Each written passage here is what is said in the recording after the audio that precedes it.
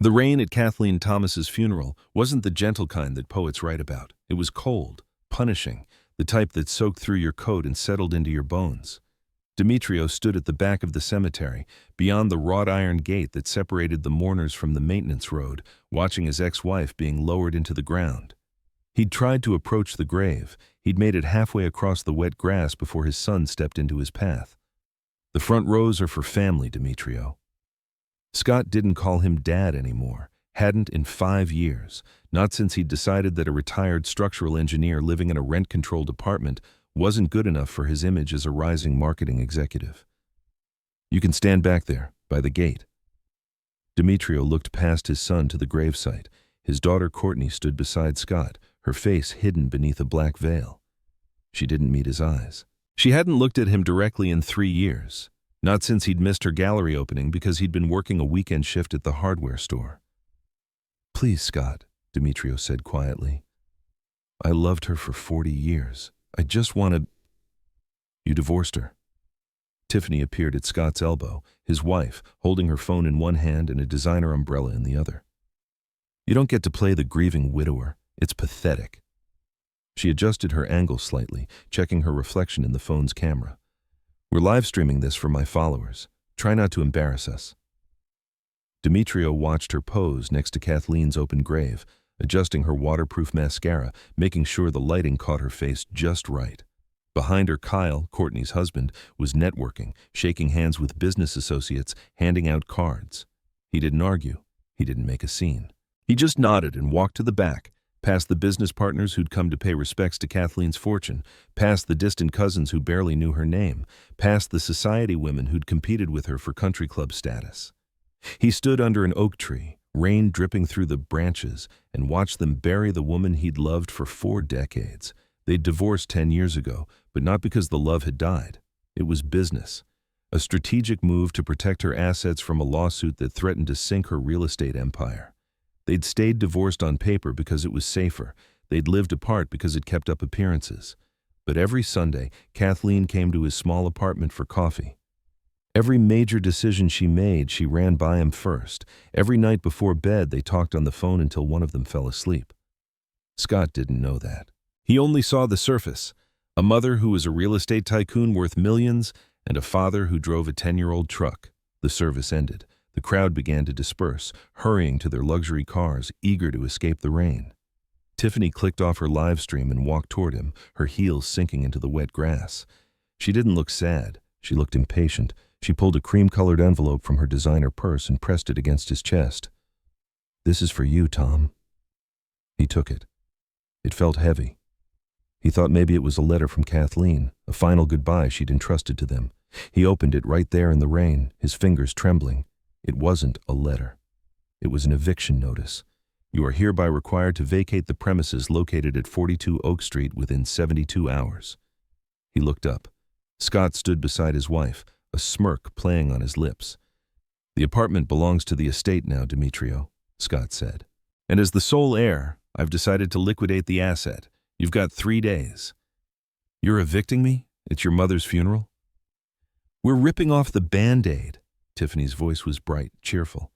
"That apartment's in a prime location. We can flip it for at least 500 grand. You understand business, don't you?" She paused, her smile sharpening. "Oh, wait. No, you don't. That's why you're the poor one." Scott placed a hand on his father's shoulder. It wasn't affectionate. It was heavy, dismissive.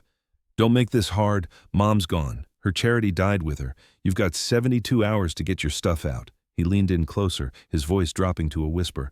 "And don't bother coming to the reading of the will tomorrow. It'll just be embarrassing for you."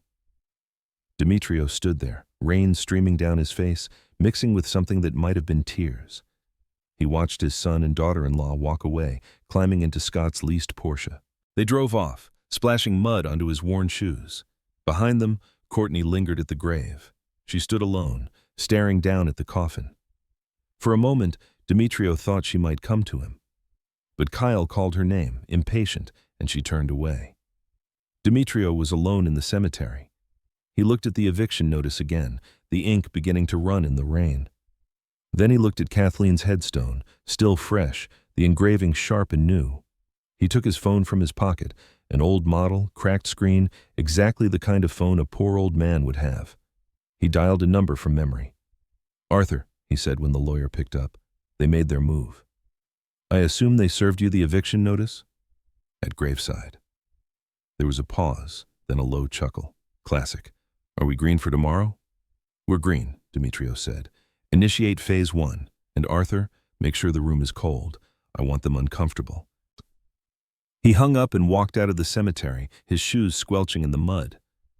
He didn't go back to his apartment to pack. He went to a diner, ordered black coffee, and sat there for 3 hours, thinking. He wasn't thinking about where he would live. He was thinking about a different number. Not 28 million. A different one. 15 years. The age Scott had been when he'd saved his father's life. The apartment was quiet when Demetriou finally returned. It wasn't much, a 1-bedroom unit in a building Kathleen had bought years ago under a shell company. She'd let him live there rent-free. It was their meeting place, the space where they could pretend for a few hours each week that the divorce had never happened. He sat on the worn couch and looked at the photographs on the wall. Scott at 8, gap-toothed and grinning, holding up a wrench almost as big as he was. Courtney at 6, covered in paint from her first art class. The 4 of them, Demetriou, Kathleen, and their children, at the beach, before the money, before everything got complicated. His phone buzzed. Arthur Prescott. "I'm sending over the background report Morrison compiled. You should read it before tomorrow." Demetriou opened his laptop and downloaded the file. Jack Morrison was a private investigator, the best in the city. Kathleen had hired him 6 months ago when Scott's behavior had started spiraling. The numbers were damning. Scott's gambling debt, $2.4 million across 3 casinos. Tiffany's credit card debt, $450,000. Kyle under investigation for securities fraud. But then, a different line. Courtney sold her home to cover Scott's debt, twice. Total, $340,000. Demetriou sat back, the weight settling in his chest. Courtney had been protecting her brother. She'd bankrupted herself trying to save him, and he hadn't even known. The phone rang again. "Prescott. Did you see the part about Courtney?" "Yeah. She's been calling my office. Wants to talk to you." "What did you tell her?" "That you'd reach out when you were ready." "Demetriou." Prescott paused. "Are you sure you want to go through with this? Courtney's going to be affected too. She's not the enemy here." Demetriou closed his eyes. He saw her at the funeral, standing alone at the grave. "I know." "Then maybe we should—" "No. Kathleen trusted me to do this, for both of them." After he hung up, Demetriou sat in the silence. His mind went back to a day 15 years ago when everything had been different. The construction site had been chaos, steel beams, welding sparks, the screaming of machinery. Demetriou had been inspecting a joint when he'd heard the crack, the sound of a cable snapping. He'd looked up just in time to see the I-beam falling, 3,000 pounds of steel dropping straight toward him. Then Scott was there, 15 years old, supposed to be shadowing his father for a school project. The boy had crashed into him, shoving him sideways. Demetriou hit the ground hard. The wind knocked out of him. The beam landed where he'd been standing. And Scott had taken the edge of it across his back. 6 months of rehabilitation, fractured vertebrae. The doctors said he was lucky to walk. Demetriou had sat by his hospital bed every day, holding his son's hand. "I'm sorry," he'd whispered. "I'm so sorry." "Don't be," Scott had said, his voice hoarse from the painkillers. "You're my dad. That's what you do." "What?" "You protect the people you love." Demetriou had made a promise that day, holding his broken son's hand. "I'll never forget this. Never." The memory faded. Demetriou opened his eyes and looked at the eviction notice on the table. When had it all gone wrong? When had the boy who'd saved his father become the man who'd evict him? The answer, he knew, was in 100 small moments. Every time Kathleen had written a check to cover Scott's mistakes. Every time Demetriou had called in a favor to get him out of trouble. Every time they'd said, "Just this once." They'd thought they were helping. They'd been enabling. His phone buzzed again. A text from an unknown number. "Mr. Thomas, this is Tiffany. I need to talk to you, alone. Please." He stared at the message, deleted it. Then, after a moment, he called Morrison. "I need surveillance on the Highland Drive mansion, starting now." "You expecting trouble?" "I'm expecting desperation. And desperate people make mistakes." The law offices of Prescott and Associates occupied the 42nd floor of the First National Tower, glass and steel overlooking the city like a watchtower. Demetrio arrived at 9:30, half an hour before the reading. He wore his best suit, 15 years old, a little tight around the shoulders, the cuffs slightly frayed. He wanted to look exactly like what they expected, a desperate, grieving ex-husband. The receptionist tried to turn him away. "I don't see you on the VIP list. Let him in, Sharon." Arthur Prescott appeared in the doorway. He was a shark in a three-piece suit, 60 years old, with silver hair and eyes that missed nothing. "Mr. Thomas is expected." The conference room was massive, a mahogany table that could seat 20 people.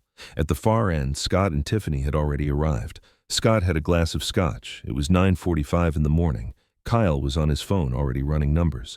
Courtney sat by the window, staring out at the city. She wore a simple black dress, no jewelry. When Demetrio walked in, Scott groaned. "Jesus Christ, I told you not to come." "I have a right to be here," Demetrio said quietly. "You have the right to leave with some dignity," Tiffany snapped. "But I guess we're past that point." Demetrio pulled out a metal folding chair from the corner and sat near the door, far from the table. Courtney glanced at him, then quickly looked away. Prescott sat at the head of the table and opened a thick leather binder. "We're here to read the last will and testament of Kathleen Marie Thomas. The estate consists of the primary residence at 55 Highland Drive, valued at $4.5 million. The vacation property in Aspen, valued at $3.2 million. A vintage car collection appraised at $1.8 million. And liquid assets, stocks, bonds, and cash, totaling approximately $18.5 million. Scott whistled low. He clinked his glass against Tiffany's water bottle. $28 million, baby." Kyle was already typing on his phone. Courtney closed her eyes. Prescott cleared his throat. "To my ex-husband, Demetrio Thomas, I leave nothing." Scott slammed his hand on the table. "There it is, in writing." He turned to Demetrio, grinning. "You hear that, old man? Zero. Zilch. You wasted cab fare coming here." Tiffany laughed, high and shrill. "Should have stayed in your apartment." "Oh, wait. You don't have an apartment anymore." Demetrio sat perfectly still, hands folded in his lap. He looked down at the floor, letting his shoulders slump. Prescott waited for them to finish celebrating, then he turned the page. The sound of the paper was loud in the sudden quiet. "However," Prescott read, his voice rising slightly, "all assets, including all properties, vehicles, and cash accounts, shall be immediately transferred into the Kathleen Thomas Protective Trust." Scott froze, the glass halfway to his mouth. "Trust? What trust?"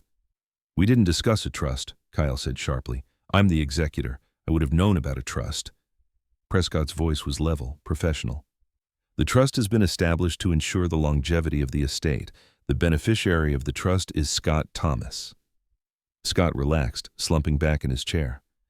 Okay, you scared me for a second. So it's in a trust, whatever. Just sign the check over to me. How do I access it?" "You don't." "Excuse me?"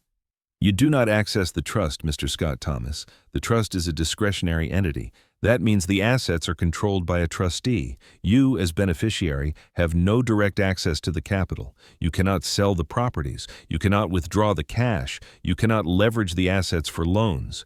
You receive what the trustee decides to give you." Scott's face turned red. "Who's the trustee? Is it you, Prescott? Because if it's you, you're fired. I'll hire my own lawyers. We'll break this thing in a week." "It's not me." "Then who?" Tiffany shrieked. "Who controls our money?" Prescott closed the binder. He took off his glasses. He pointed toward the back of the room, toward the folding chair, toward the man everyone had dismissed. "The sole trustee, with absolute and final authority over every single penny, is Demetrio Thomas." The silence was absolute. Scott turned his head slowly. His face went through several expressions: confusion, disbelief, comprehension, then finally, rage. "Him?" Scott whispered. "My dad? The guy who clips coupons?" "That is correct," Prescott said calmly. "Your father controls the house you're living in. He controls the cars you drive. He controls the bank accounts. If you want to buy a stick of gum, Mr. Scott Thomas, you have to ask your father for permission." "No!" Tiffany screamed. She jumped up, her chair clattering backward. "This is a joke. This is a sick joke. He's a loser. He's a broke nobody. Kathleen hated him." "Apparently not," Demetrio said quietly. He stood up. He pushed the folding chair aside. He didn't slouch anymore. He straightened to his full height, 6 feet, broad-shouldered from 40 years of construction work. He unbuttoned his frayed suit jacket and buttoned it again properly. He walked to the table. Scott watched him come, his face pale. "Dad," he said, the words sounding strange in his mouth. "Dad, look, we were just joking earlier. You know that, right? The eviction thing. That was just stress, grief. We handle grief differently." Demetrio ignored him. He walked past his son. He walked to the head of the table where Prescott stood and offered him the leather chair. "Thank you, Arthur." He sat down. The chair was comfortable. It fit perfectly. Courtney spoke for the first time, her voice barely above a whisper. "Dad?" He looked at his daughter. She was staring at him with an expression he couldn't read. Not anger, something else, something that might have been hope. "Honey," he said softly. She opened her mouth, closed it. Then, "Did you know about the trust?" "Yes." "For how long?" 10 years since the divorce." Kyle stood up abruptly. "This is fraud. This is collusion. We'll contest it. We'll—" "Sit down, Mr. Kyle Hendricks," Prescott said. There was steel in his voice now. "You have no standing in this matter. You're not a beneficiary. You're not family. You're just married to one." Demetrio opened the binder. He didn't look at the will. He looked at the second tab, marked Liabilities. He pulled out a document. He put on his reading glasses, not the cheap drugstore ones he'd worn around them, his prescription glasses, the ones Kathleen had bought him 2 years ago. "Let's see what we have here," he said. "Scott, it says you owe $2 million to the Emerald Casino in Las Vegas, another $800,000 to a private lending group in Chicago, a group known for breaking kneecaps, not charging interest." Scott went white. How do you have that?" Demetrio pulled out another sheet. "And Tiffany. 5 credit cards, maxed out. A second mortgage on your parents' house that you forged their signature for. That's a felony, dear." Tiffany collapsed into her chair, all the color draining from her face. "Here's the situation," Demetrio said. His voice was different now. It was the voice he'd used when he managed construction crews on skyscrapers, the voice of a man who built foundations that held up millions of tons of steel. "As trustee, I have a fiduciary duty to protect the assets of the trust. Paying off gambling debts and shopping sprees does not fall under prudent investment." "Dad, please," Scott stammered. "The Chicago people, if I don't pay them by the 1st of the month, they said they'd hurt me. You have to release the funds. It's $28 million. It's a drop in the bucket." "Request denied." "What?" "Request denied. I'm not releasing a single cent of your mother's money to pay for your mistakes." Scott's face twisted. "You can't do that. It's my money. It's my inheritance." "It's my decision," Demetrio corrected him. Scott lunged. He jumped over the table, reaching for his father's throat. Demetrio didn't flinch. 2 large men in black suits stepped out from the side office, security guards Demetrio had hired that morning. One of them grabbed Scott by the back of his jacket and slammed him back into his chair. "Sit down," the guard said. Scott gasped for air. He looked at the guard, then at his father. "You brought security? To a will reading?" "I learned from the best," Demetrio said calmly.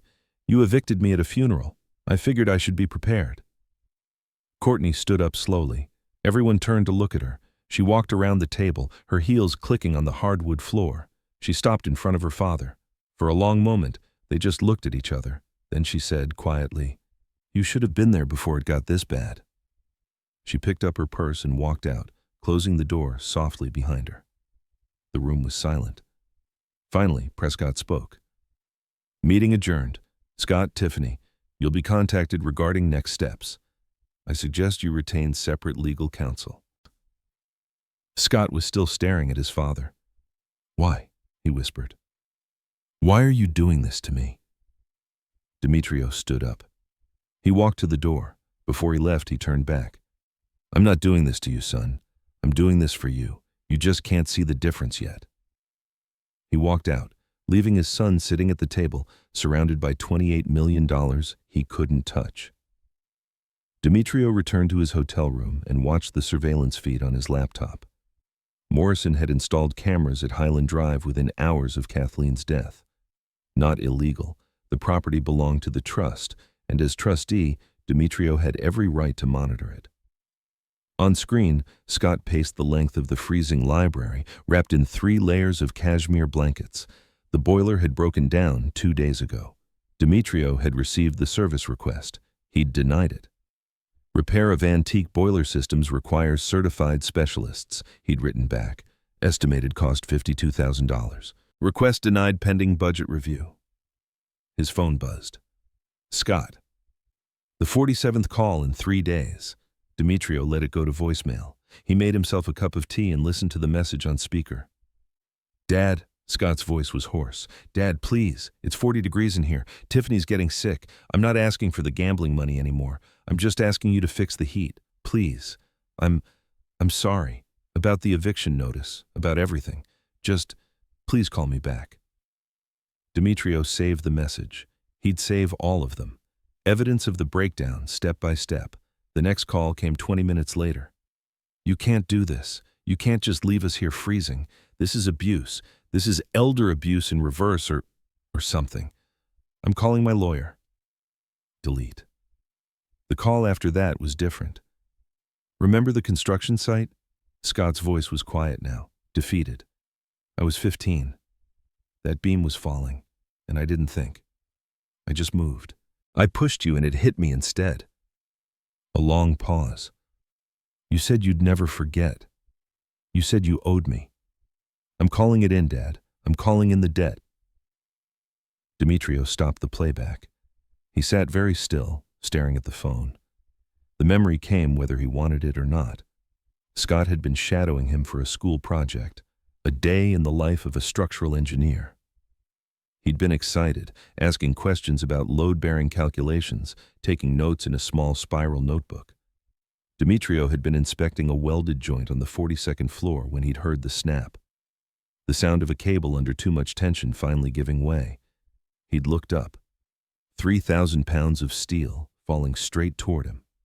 Then Scott was there, slamming into him like a linebacker, driving him sideways. Demetrio hit the concrete deck hard enough to crack a rib. The I-beam landed where he'd been standing. The edge of it caught Scott across the back. The sound his son made. Demetrio would never forget it. 6 months in rehabilitation. Fractured vertebrae. The doctors said he was lucky he wasn't paralyzed. Scott had missed half of sophomore year. He'd had to drop out of baseball, the sport he loved, and he'd never complained, not once. "You're my dad," he'd said from the hospital bed, 14 staples holding his back together. That's what you do for people you love. You just act. Demetrio had held his son's hand and made a promise. "I will never forget this. Never." The hotel room felt too small suddenly. Demetrio stood up and walked to the window. The city sprawled below him, indifferent to one old man's crisis of conscience. His phone rang. Not Scott this time. Arthur Prescott. "Demetrio, I need to talk to you about something." "What is it?" "I just got a call from a woman named Rebecca Chen. She runs the Harbor House Women's Shelter downtown." Demetrio's pulse quickened. "And?" "She says Tiffany came to see her. Asked about intake procedures, wanted to know if they had space available." "When was this?" "Yesterday. Rebecca thought you should know because—" Prescott paused. "She had bruises, Demetrio. Fresh ones. On her wrists, her neck. Rebecca's been doing this work for 20 years. She says they looked like defensive wounds." Demetrio closed his eyes. "Scott." "We don't know that for certain. Yes, we do." There was a long silence. Then Prescott said, "What do you want to do?" "I need to think." He hung up and sat on the edge of the bed. The pieces were shifting, the equation changing. He'd thought he was dealing with 2 greedy grifters. But if Tiffany was a victim, his phone buzzed. A text from an unknown number. "Mr. Thomas, this is Tiffany. I need to see you. Alone. Please don't tell Scott." He stared at the message for a long time. Then he typed back, "Rosie's Diner, Route 9, tomorrow, 2 p.m. Rosie's Diner was the kind of place where truckers ate meatloaf at the counter and nobody asked questions. Demetrio arrived 15 minutes early. He ordered coffee and sat in a booth near the back facing the door. Tiffany walked in at 2:03. She wore a hoodie and jeans, no designer labels, no jewelry. The woman who'd live-streamed his ex-wife's funeral was gone. This was someone else entirely. Someone scared. She slid into the booth across from him and wrapped her hands around a glass of water like it was a lifeline. "Thank you for coming," she said. Demetrio didn't respond. He just waited. "I know what you think of me," Tiffany continued. Her voice was different without the performance. Quieter, real. "I know I'm the gold digger who married your son for money. I know I'm shallow and greedy and everything else. Are you here to change my mind?" "No, I'm here to save my life."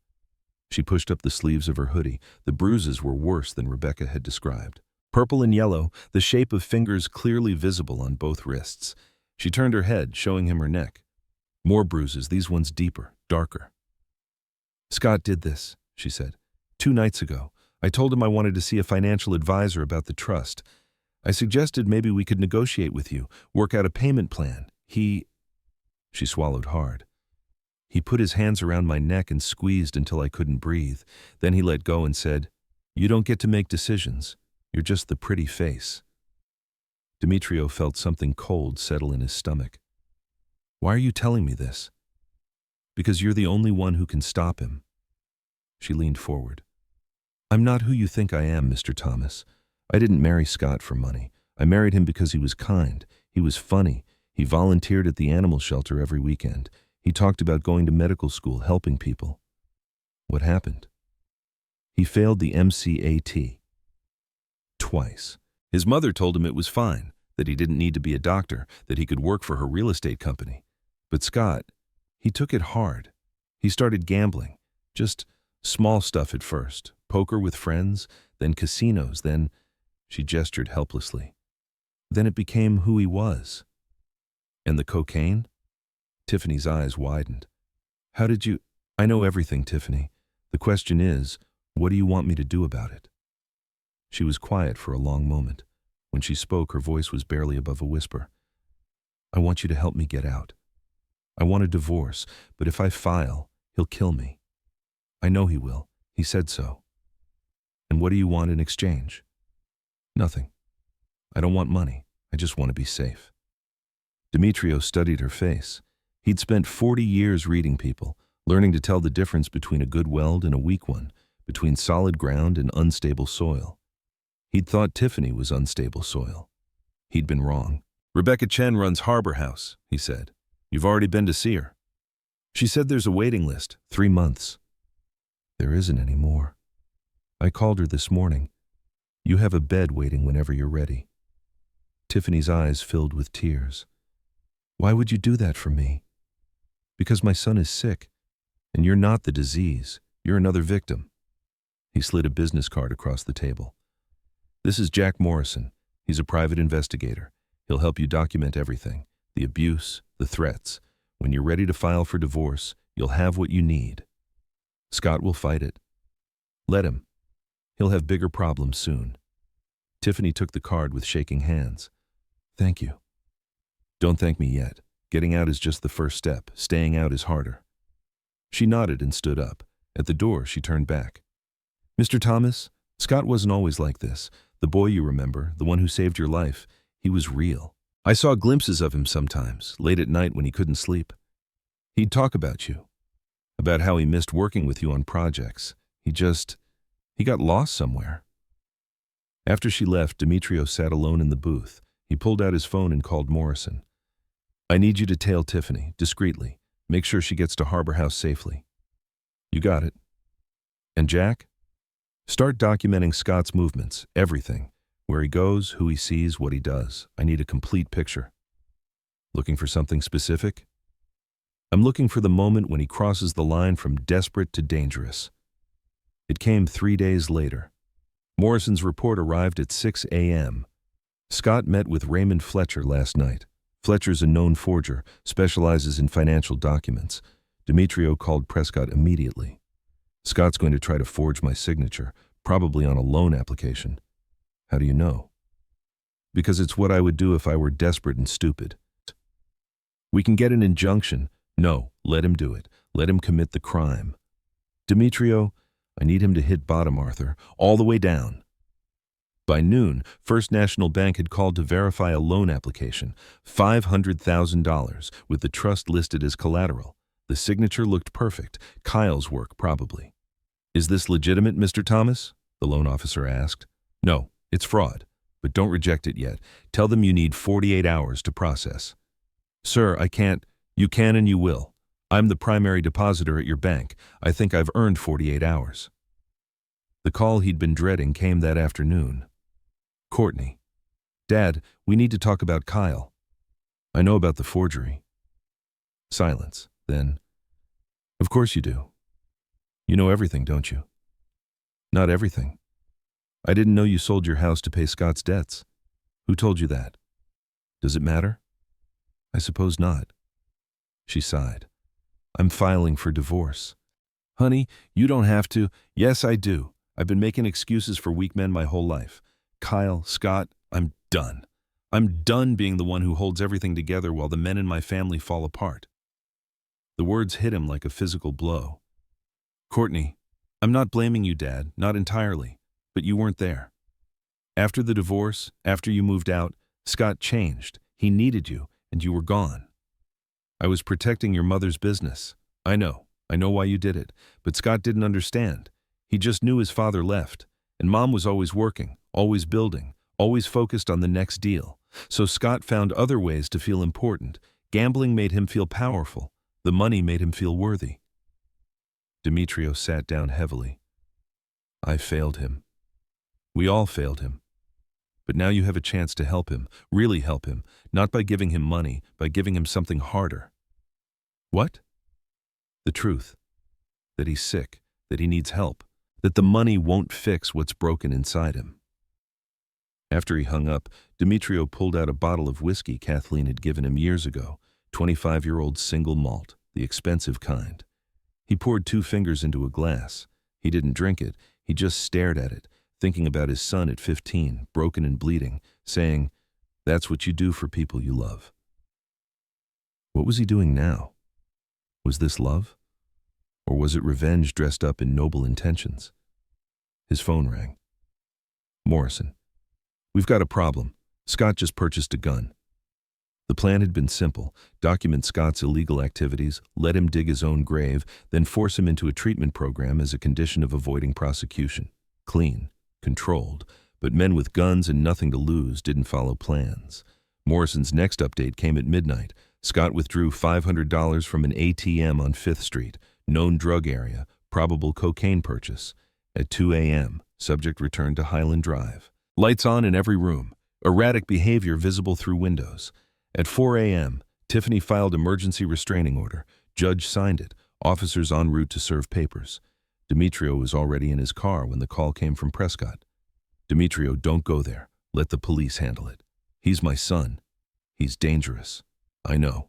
He arrived at Highland Drive just as the police cruisers pulled up. 2 officers approached the front door. Demetrio stayed by his car, watching. Through the ground floor windows, he could see Scott moving, pacing, agitated. The lights cast wild shadows. The officers knocked. Mr. Thomas, this is the police. We need to speak with you. The door opened. Scott stood there, disheveled, eyes too bright. What? Sir, we have a restraining order.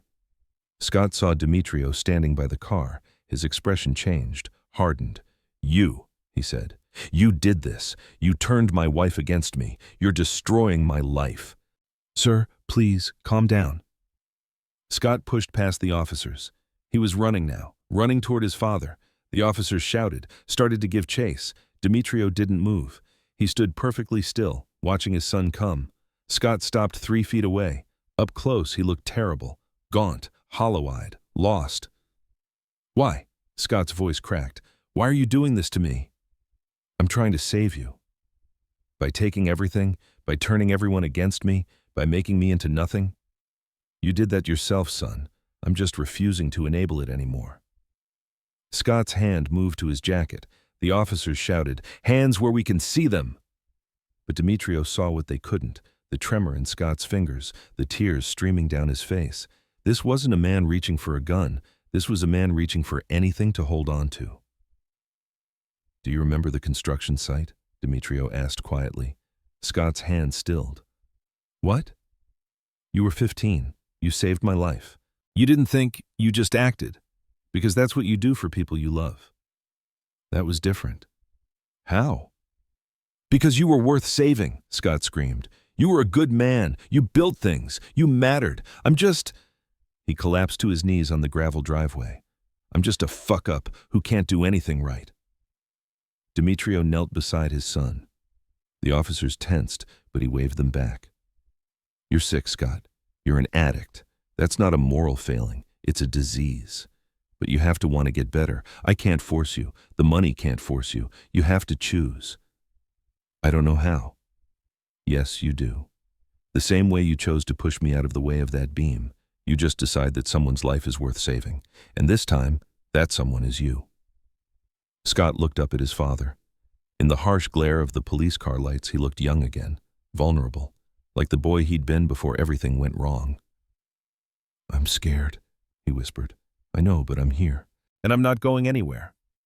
The officers approached slowly. Mr. Thomas, we still need to serve these papers. Scott nodded. He stood up shakily. He accepted the restraining order without protest. There's something else, one officer said. We received a report about a firearm purchase. We need to ask you some questions. Scott pulled a small .38 revolver from his jacket. The officers immediately drew their weapons. Drop it! It's not loaded, Scott said. He held it by the barrel, offering it to them. I bought it because I thought if everything fell apart, I'd have a way out. But I couldn't do it. I couldn't do that to my dad again. The officers took the gun. They handcuffed Scott, gently, like they understood this was a mental health crisis, not a violent crime. As they led him to the car, Scott looked back at his father. The trust, Mom's clause, about the rehabilitation program, is it real? Every word. If I do it, if I actually go to rehab, finish the program, stay clean, will you give me another chance? Demetrio's throat tightened. Son, I never stopped giving you chances. I just stopped giving you money. There's a difference. They put Scott in the back of the cruiser.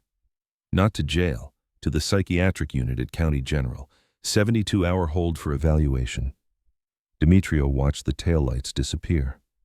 Then he sat down on the curb in front of the mansion and put his head in his hands. His phone rang. Courtney. I heard. Are you okay? I don't know, he said honestly. I thought I had this all figured out. I thought I knew exactly what needed to happen. But honey, I'm not sure anymore. What if I pushed him too hard? What if... Dad. Her voice was firm. You did what Mom asked you to do. You stopped the bleeding. Now comes the hard part. What's that? Waiting to see if he wants to heal. The county courthouse smelled of floor wax and old wood. Demetrio sat at the prosecution table, Prescott beside him, watching his son being led in wearing an orange jumpsuit. Scott had been in custody for 3 weeks, 2 weeks psychiatric hold, then transferred to county jail when the DA filed charges.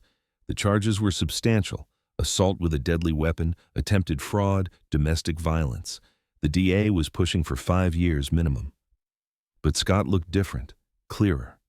The wild desperation was gone from his eyes.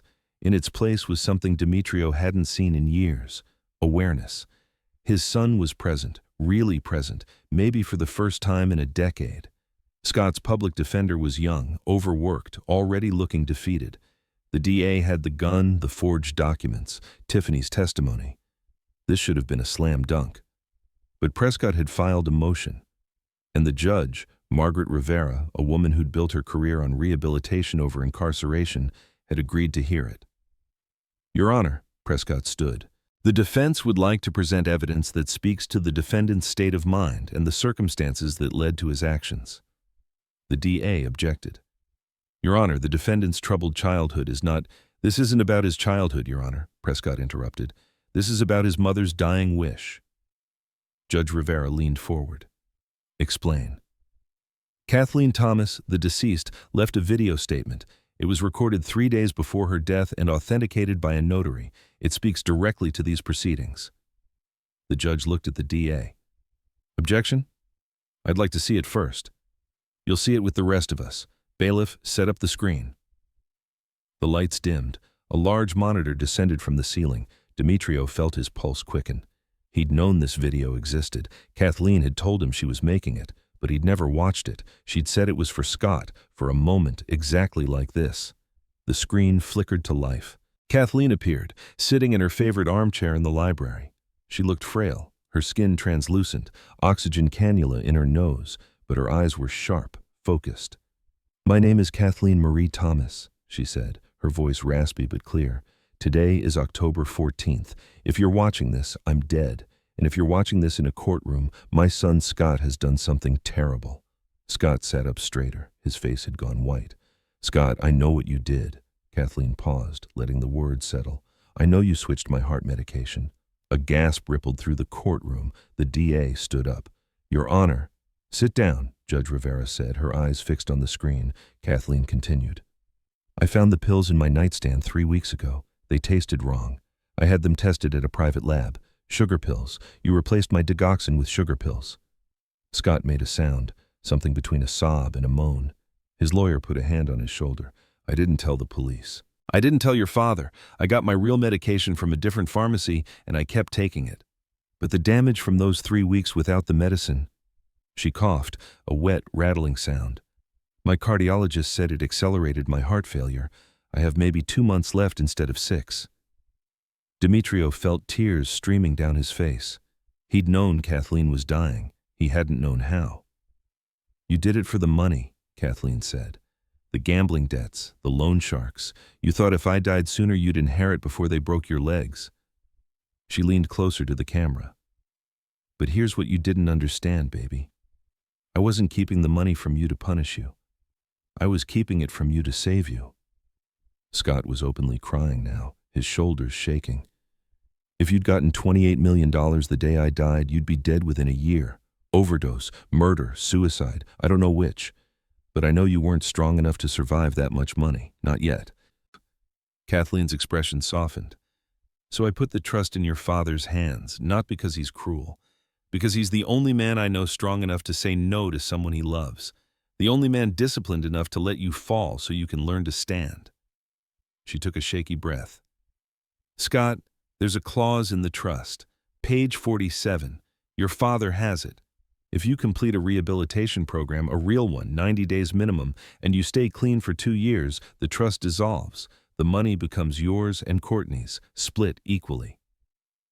Scott looked up at Demetrio, his eyes wide. "I gave you a path, baby. You just have to walk it." Kathleen's voice cracked. "I love you. I've always loved you, but I can't save you. Only you can save you." She turned to face the camera directly. "To the court. My son is sick. He's an addict. He's committed crimes. He needs consequences, but he also needs help. I'm begging you, give him both. Because that's what love looks like. That's what justice looks like." The screen went black. The courtroom was silent for a long moment. Then Judge Rivera spoke. "Mr. Scott Thomas, stand up." Scott stood, trembling. "Do you have anything to say?" Scott's voice was barely audible. "I killed my mother." "Mr. Thomas, you're not charged with—" "I know, but that's what I did. I didn't think of it that way. I just needed the money. I needed it so bad I couldn't think straight. But I killed her." He looked at Demetrio. "And I tried to destroy my father. The man who—" His voice broke. "The man I loved more than anyone." He turned back to the judge. "I'm guilty. Of everything. I'm guilty, and I'm sorry, and I don't deserve mercy. But my mother asked you to give it to me anyway. So I'm asking too, please, give me a chance to be the man she believed I could be." Judge Rivera was quiet for a long time. Then she said, "Mr. Thomas, I'm going to do something I don't often do. I'm going to trust a dead woman's judgment." She looked at the DA. "I'm rejecting the recommended sentence. Here's my ruling. 3 years in state prison, 2 years probation upon release, mandatory participation in prison addiction treatment program. Upon completion of sentence, mandatory enrollment in a 90-day residential rehabilitation facility paid for by the trust." She turned back to Scott. If you complete all of that, and I mean complete it, not just show up, and if you remain clean for 2 years after release, I will personally call Mr. Prescott and recommend the trust be dissolved as your mother wished. But if you violate probation, if you use drugs, if you so much as get a speeding ticket, you'll serve the remaining 12 years of a suspended sentence. Do you understand? Yes, Your Honor. Do you accept these terms? Yes, Your Honor. Thank you. As the bailiff led Scott away, he stopped in front of Demetrio. Dad, I'll be there, Demetrio said. Every visiting day, I promise. Scott nodded, unable to speak, and let them take him away. After the sentencing, Demetrio stood to leave, but Prescott put a hand on his arm. There's something you need to do. What? You need to tell them the truth. Arthur. Not the legal truth, the real truth. Demetrio looked at Courtney, who'd been sitting in the gallery. She nodded. He turned to Judge Rivera, who was gathering her papers. Your Honor, may I approach? She looked up, surprised. Mr. Thomas? I need to say something. For the record. She sat back down. Go ahead. Demetrio took a breath. Your Honor, I want to confess something, not a crime. A failure. The judge waited. 2 years ago, my ex-wife came to me. She was already sick, though we didn't know how sick. She said she wanted to dissolve the trust. She wanted to give Scott and Courtney the inheritance outright. She said Scott deserved a chance to prove himself. Courtney sat up straighter in her seat. I said no. I insisted on the conditions, the rehabilitation requirement, the 2-year sobriety clause, all of it. Kathleen. She was willing to trust him. I wasn't. His voice cracked. I controlled the money because I was afraid that without my management, he'd fail. I didn't trust my own son, and that lack of trust, it poisoned everything. He turned to look at Courtney. Your mother wanted to believe in both of you. I wanted to protect you. But protection without trust isn't love, it's control. And I've been controlling you both for years, telling myself it was for your own good. He turned back to the judge. I'm not the hero of this story, Your Honor. I'm part of the problem. I enabled Scott's addiction by always bailing him out, and then I tried to fix it by taking away everything. Both extremes. Neither one was what he needed. Judge Rivera studied him. What did he need, Mr. Thomas? He needed a father who was present, who set boundaries without disappearing, who loved him enough to let him struggle, but stayed close enough to catch him when he fell. Demetrio's voice broke. I failed at that. I'm still failing at it, but I'm trying to learn. The judge was quiet for a moment. Then she said, Mr. Thomas, do you know what the recidivism rate is for addiction cases? No, ma'am. About 70%. 7 out of 10 people in your son's position will be back in this courtroom within 5 years. Do you know what makes the difference for the 3 who don't come back? No, ma'am. Family, not perfect family, just family that shows up, that stays. She gathered her papers. You're here. That's more than most. Keep showing up, Mr. Thomas. That's all any of us can do. The state penitentiary visiting room smelled like industrial cleaner and desperation. But Scott looked good, clear-eyed. He'd put on healthy weight. He smiled when Demetrio sat down across from him. Hey, Dad. Hey, son. How are you? 90 days clean, again. Scott held up a chip, bronze, from the prison AA program. This one's number 12. I keep them all. I'm proud of you. Don't be, not yet. I've relapsed twice in here, once after 6 months, once after 8. The counselor says that's normal, but he shook his head. I'm starting to understand it's not about being perfect. It's about getting back up. They talked about small things. The book Scott was reading, the welding class he'd taken.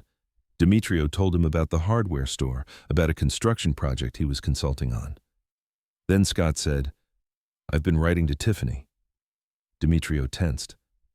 And? She doesn't write back. But she hasn't asked me to stop, so I keep writing. Just apologies, mostly, and updates about treatment. I don't ask for anything. I just want her to know I'm sorry. That's good, son. Courtney came to see me last week. I know, she told me. She said you're doing something with the mansion. She wouldn't tell me what. Said it was a surprise for when I get out. Demetrio smiled. It is. Dad, I need to ask you something. Anything. When I get out, where do I go? I can't go back to that life. The people, the places. If I go back, I'll use again. I know I will.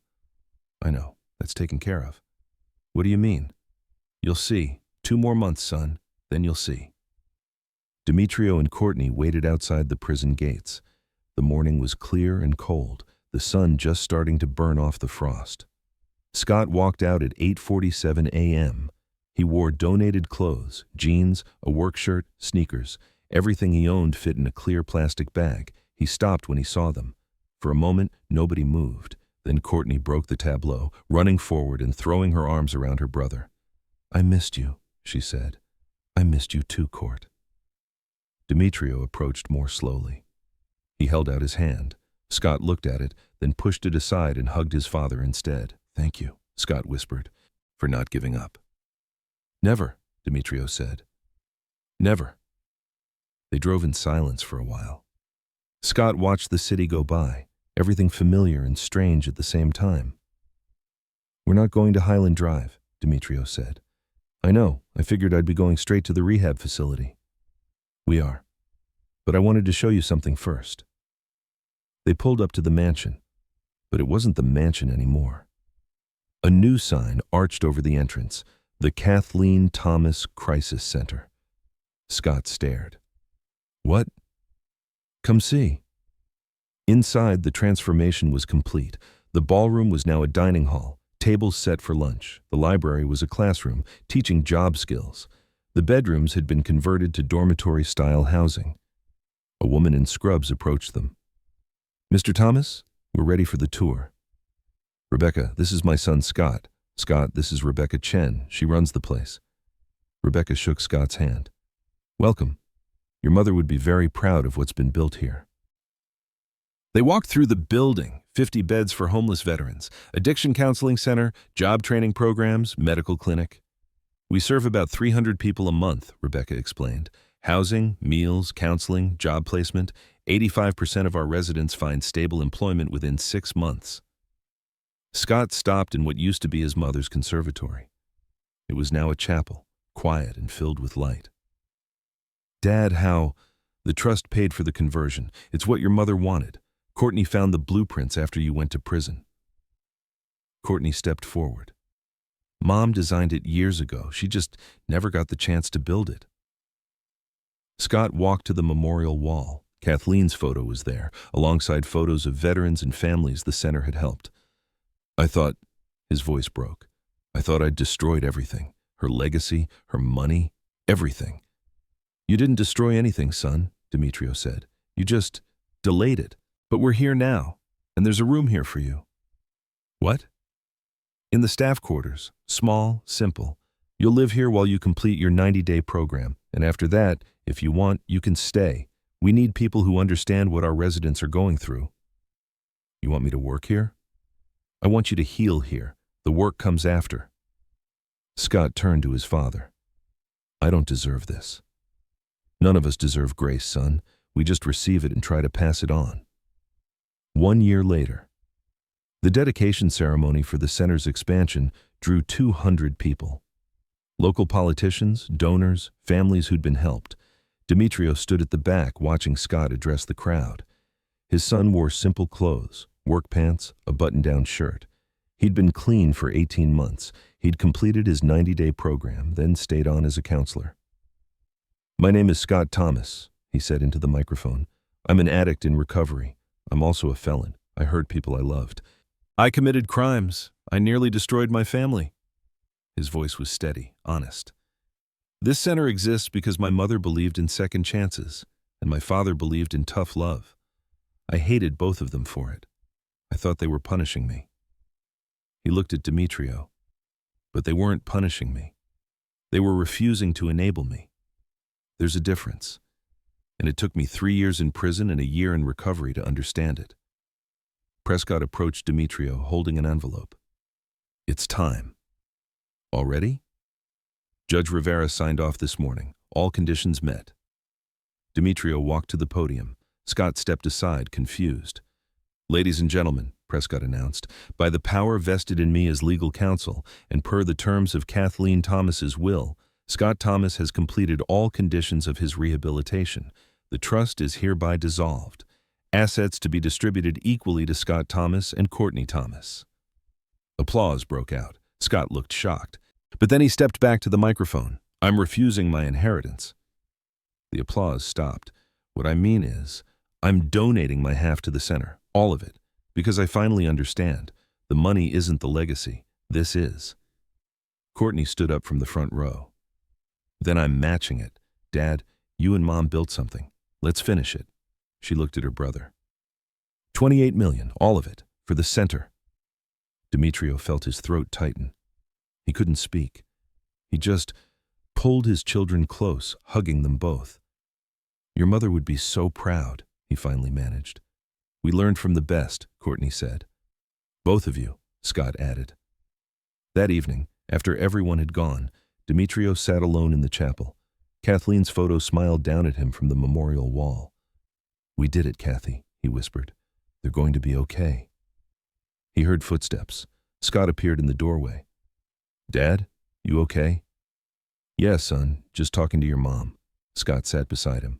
They sat in comfortable silence, watching the last light fade through the stained glass. "Dad, there's something I need to tell you." "What's that?" "When I was in prison, I had a lot of time to think about the construction site when I pushed you out of the way." "Scott, you don't have to. I need to. I was so scared. I saw that beam falling and I just moved. I didn't think about getting hurt. I just knew I couldn't let you die." He turned to look at his father. "That's what you did with the trust. You saw me falling and you moved. It hurt. God, it hurt so bad, but you couldn't let me die, even if it meant I'd hate you."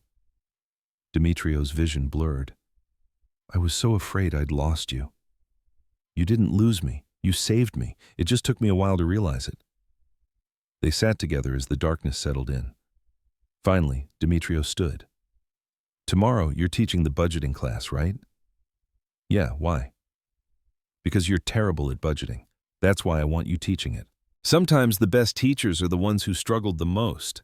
Scott laughed. "Is that your way of saying I'm qualified because I'm a mess?" "You're not a mess anymore, son. You're in recovery. There's a difference." "Fair enough, old man." "That's sir to you. You're still on probation." "Yes, sir." They walked out together, father and son, into the night. Behind them, in the empty chapel, Kathleen's photograph seemed to glow in the moonlight, smiling, at peace. Title card fades in. The Kathleen Thomas Crisis Center serves 500 people annually. Scott Thomas is the program director. Demetrio Thomas is the head of maintenance. Courtney Thomas manages the foundation. They show up every day, together.